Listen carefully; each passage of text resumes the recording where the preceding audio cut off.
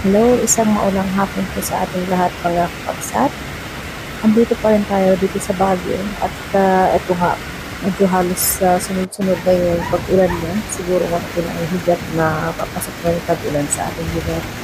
Tapos habang nandito ako sa loob ng bahay, may kahon ng kahon, maingay. Tapos lumabas ako, tinitigan ko, tinignan ko, ito nga yung kawawang aso na nasa labas. Nasambasa na siya kaya siya nag-iingay. Hindi natin alam kung nandiyan yung may-ari o walang tao dun sa loob.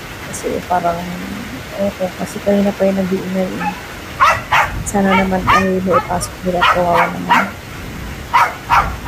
Yun lang po at salamat po ulit sa inyong panonood. Mga